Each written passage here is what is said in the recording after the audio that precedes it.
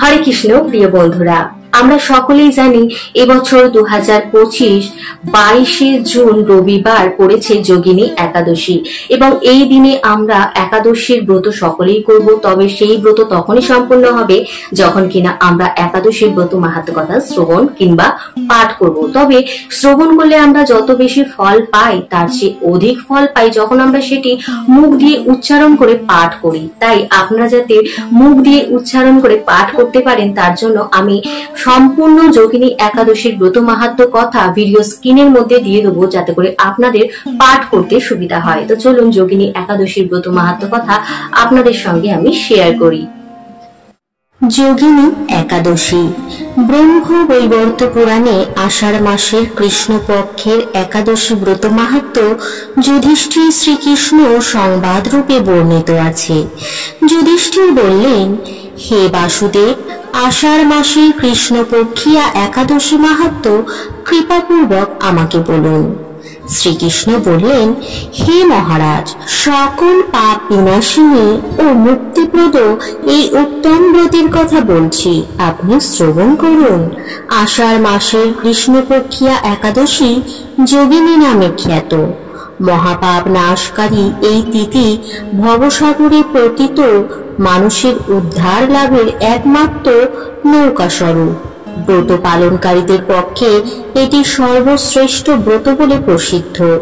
এই প্রসঙ্গে আপনাকে একটি পবিত্র পৌরাণিক কাহিনী বলছি। অলকানগরে শিব ভক্ত পরায়ণ কুবের নামে এক রাজা ছিল। তিনি প্রত্যহ শিব পূজা করতেন। তার হেমমালী নামে একজন মালী ছিল। প্রতিদিন শিব পূজার জন্য মানস সরোবর থেকে সে ফুল তুলে যজ্ঞরাজ কুবেরকে দিত।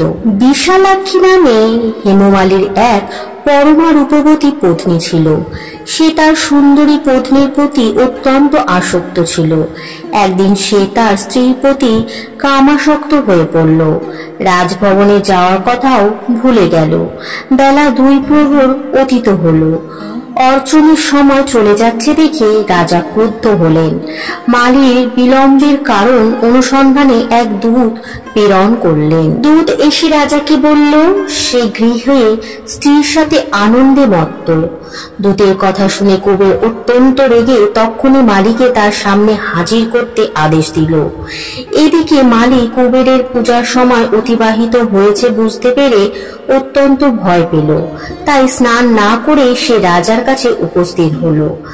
তাকে দেখা মাত্র রাজা ক্রোধবশে চোখ রাঙিয়ে বললেন, রে পাপিষ্ঠ দুরাচার, তুই দেব পূজার পুষ্প আনতে অবজ্ঞা করেছিস, তাই আমি তোকে অভিশাপ দিচ্ছি। তুই শ্বেত কুষ্ঠগ্রস্ত হয়ে যা এবং তোর প্রিয়তমা ভার্যার সাথে তোর চির বিয়োগ সংগঠিত হোক। রে নীচ, তুই এক্ষুনি এই স্থান থেকে ভ্রষ্ট হয়ে অধোগতি লাভ কর। কুবেরের এই অভিশাপে হেমমালী পত্নীর সাথে সর্বভ্রষ্ট হয়ে দীর্ঘকাল যাবৎ কুষ্ঠরোগ ভোগ করতে লাগলো।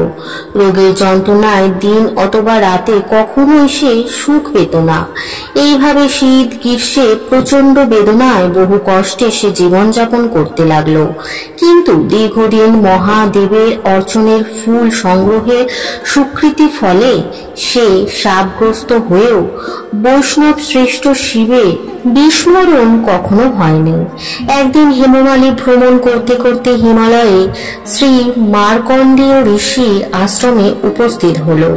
কুষ্ঠরোগে পীড়িত সপত্নী হেমমালীকে দর্শন করে শ্রী মার্কণ্ডেয় তাকে জিজ্ঞাসা করলেন, তুমি কার অভিশাপে এই রকম নিন্দনীয় কুষ্ঠরোগগ্রস্ত হয়েছ?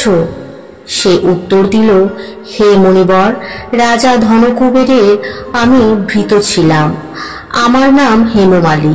আমি প্রত্যহ মানস সরোবর থেকে ফুল তুলে শিব পূজার জন্য রাজাকে দিতাম। কিন্তু দুর্ভাগ্যক্রমে একদিন স্ত্রীর মনোরঞ্জন হেতু কামাসক্ত হওয়ায় সেই ফুল দিতে বিলম্ব হয়। রাজার অভিশাপে এইরকম দুর্দশাগ্রস্ত হয়েছি। পরোপকারই সাধুগণের স্বাভাবিক কর্ম।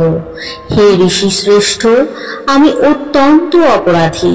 কৃপা করে আমার প্রতি প্রসন্ন হন।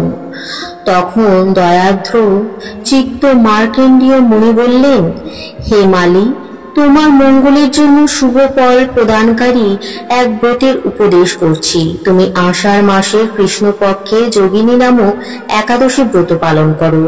এই ব্রতের পুণ্যের প্রভাবে তুমি অবশ্যই কুষ্ঠব্যাধি থেকে মুক্ত হবে। শ্রীকৃষ্ণ বললেন, ঋষির উপদেশ শ্রবণ করে হেমমালী তাকে প্রণাম জানালো। পরে অত্যন্ত আনন্দে ঋষির আদেশ মতো নিষ্ঠার সঙ্গে যোগিনী একাদশী ব্রত পালন করলো।